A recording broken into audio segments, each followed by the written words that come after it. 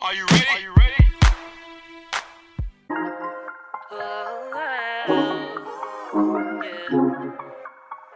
I used to take myself out on dates. Open my own damn.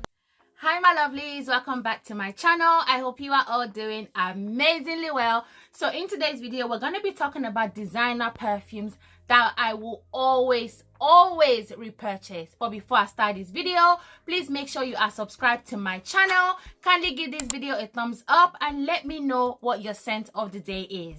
So my scent of the day is Burberry Her Intense.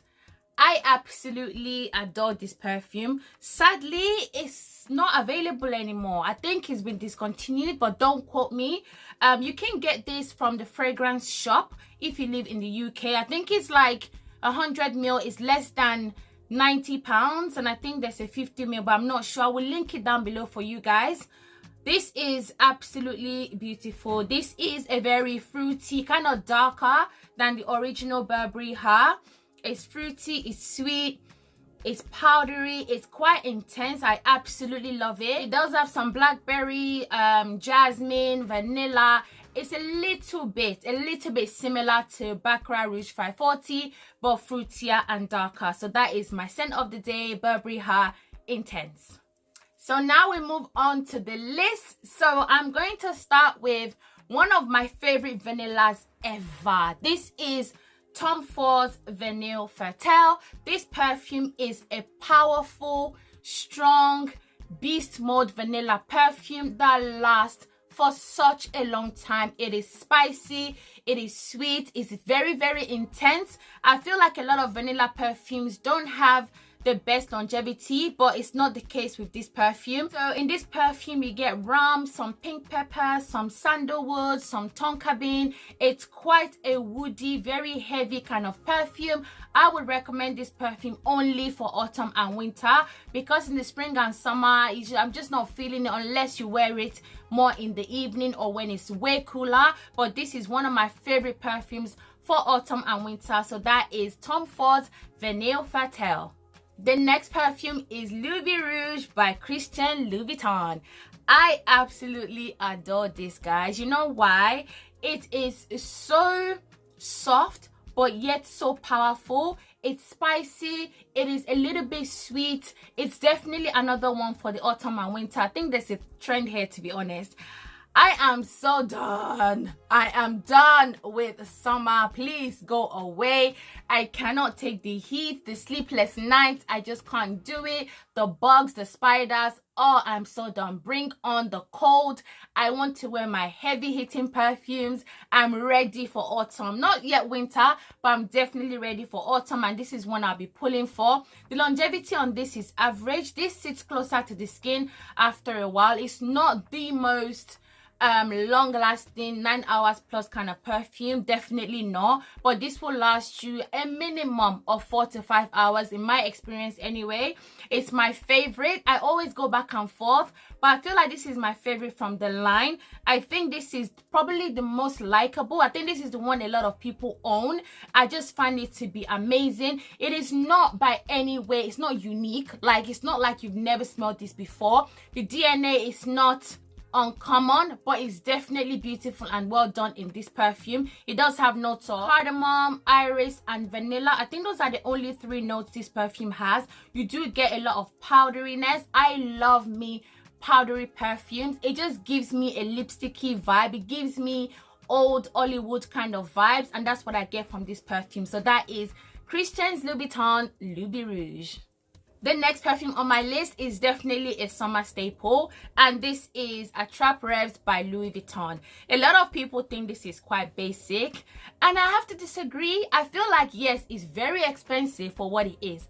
Definitely, I could not agree more. A lot of perfumes are too expensive for what they are, let's be real. But this one, to me, I will always buy this. When I'm done with this perfume, I will definitely purchase another one, no questions asked. This is a sweet, spicy, rose, patchouli kind of scent. Lovely patchouli. The patchouli in here is clean, it's well done, it's not earthy or dirty. It is absolutely stunning. This perfume has average longevity.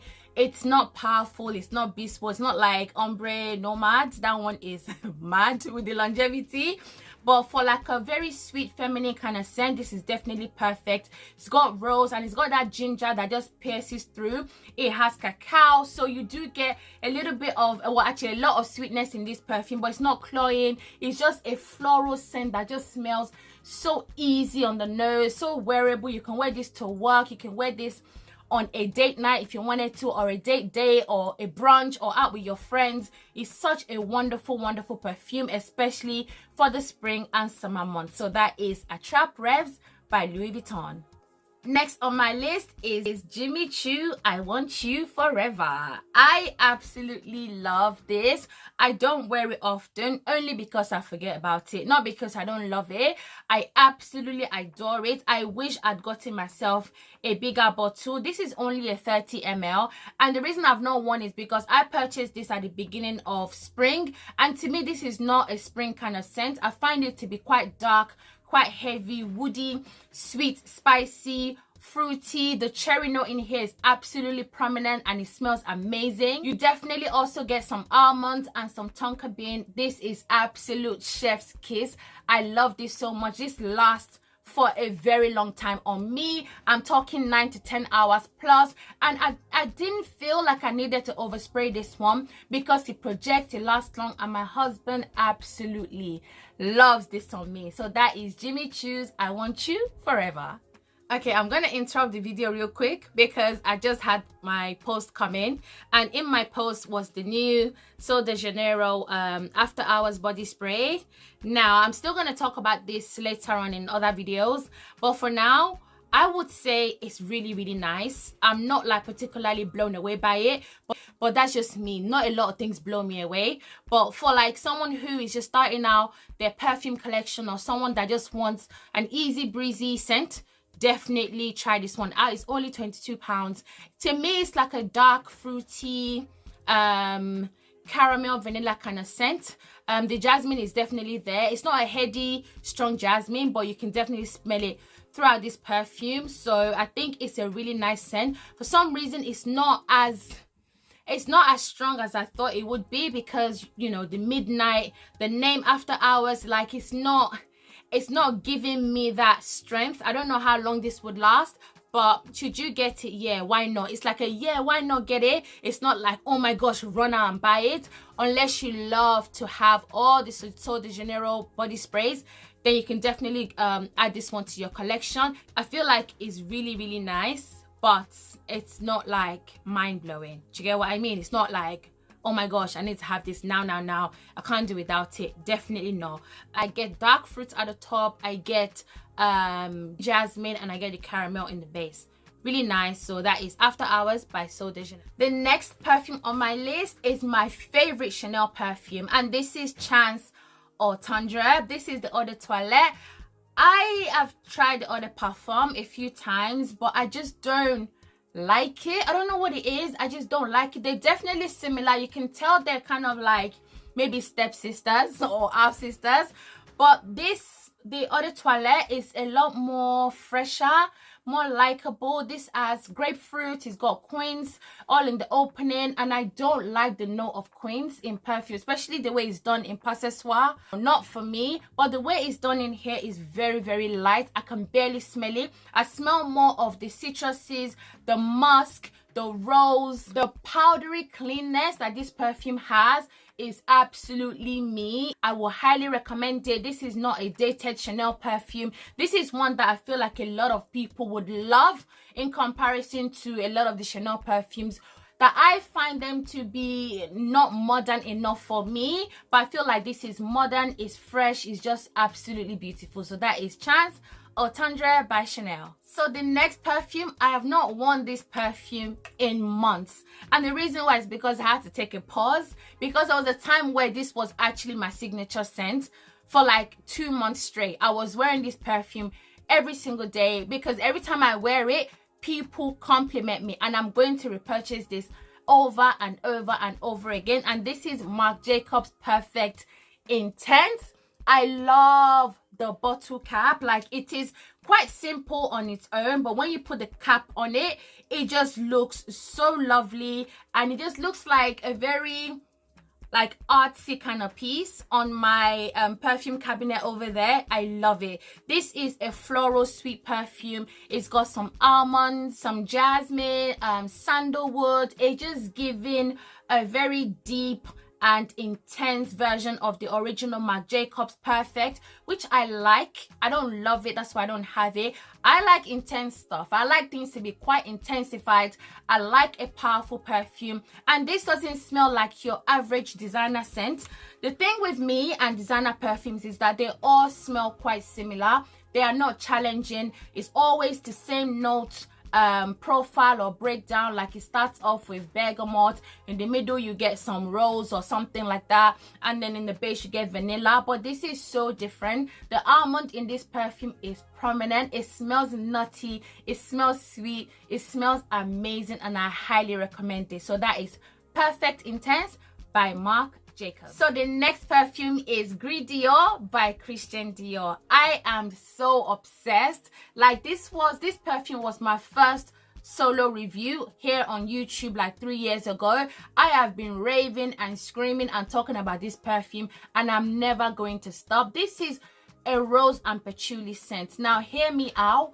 If you don't like patchouli, please do not run away from this perfume. The patchouli here is not offensive. It is not wild, it's not crazy patchouli. It's a very well balanced rose patchouli scent. It has a powderiness which just rounds off the perfume so well. This smells rich, this smells amazing. This, in my opinion, is unisex, but I personally feel it leans a tad bit feminine, just a little bit. I've never smelled this on a guy. I've only ever smelled it on women, and they smell so delightful and delicious. I have complimented people wearing this perfume. It is absolutely stunning, and I will always repurchase it. So that is Gris Dior by Christian Dior. So the next perfume on my list is the only L'Entrée that you need, and this is L'Entrée Rouge by Givenchy. Now, this is tuberose heaven. I do not like a note of tuberose. I've said this many times, but in this perfume, I am obsessed with tuberose. This is like tuberose with patchouli, some sandalwood, and ginger. How they put the ginger in is absolutely giving. I feel like these two perfumes do not smell like your average designer perfume. It smells quite expensive. It smells very rich. It's very well rounded. I absolutely love them individually, but in terms of L'Entrée Rouge, I feel like it's the best one of all of the L'Entrées. I think there may be like 6 flankers of this, and I am not buying any more flankers, guys. I am so done. I'm sick and tired of repeated fragrances with one extra added note. I'm just so bored of it at this point.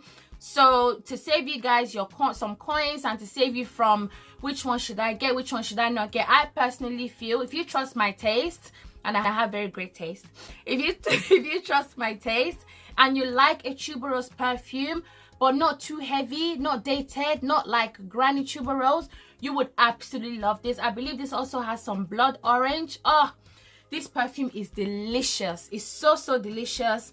It's another one that I feel like is an all year round kind of scent. This is not season specific. You can wear this anytime for any occasion. I absolutely love it. So that is L'Entrée Rouge by Givenchy. The next perfume on my list is Chloe Nomad Naturelle. Now, I have been screaming about this. The moment this came out, I knew I was going to love it because it has a prominent note of dates.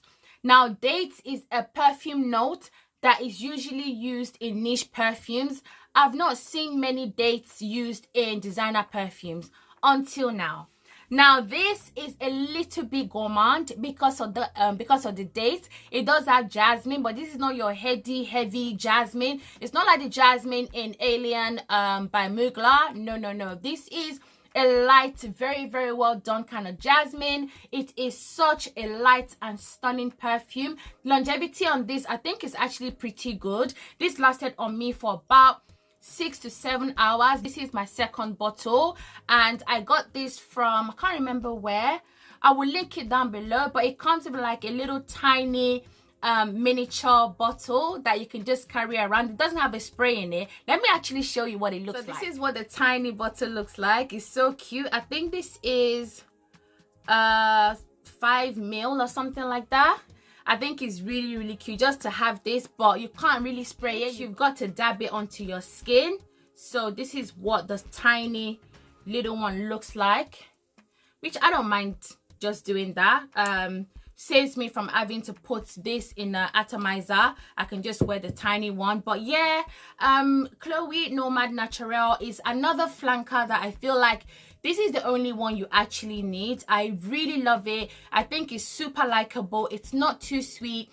It's not too floral, even though it's a white floral kind of perfume. It's not too much. It's honestly really well balanced. I hope you guys can get your nose on this, because I know when I first spoke about this, a lot of people were not able to get their nose on it, but I think it's actually quite popular now. Like, you can find it at third-party websites. I know this is in Selfridges, so definitely check this one out if you have not already. So that is 𝐏𝐞𝐫 Nomad Naturelle.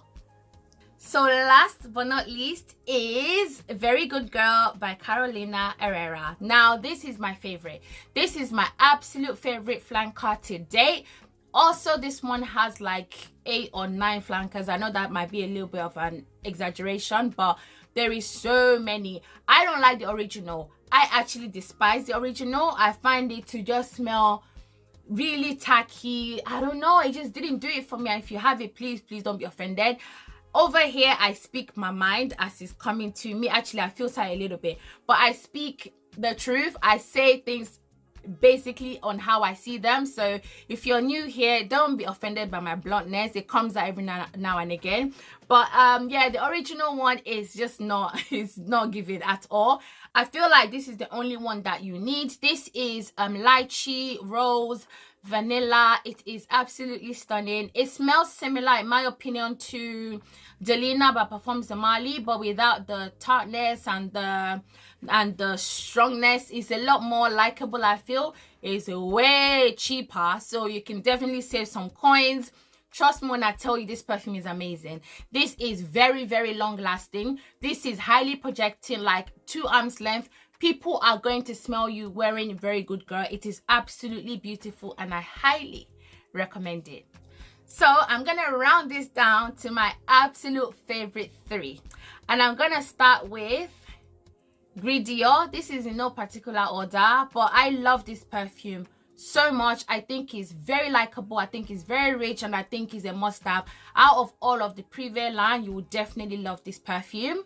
And then next has to be Carolina Herrera. I will forever recommend this. I will forever repurchase it. It's a huge compliment getter for me. I love it. And the last one has to be 𝐏𝐞𝐫 Nomad Naturelle. I think everybody will love this perfume. It is absolutely amazing. So my lovelies, that is it for this video. Let me know what designer perfume you will always purchase, your favorite designer perfume. Please comment it down below. Thank you so much for watching. Please don't forget to comment, like, and subscribe, and I cannot wait to see you guys in my next video. Bye.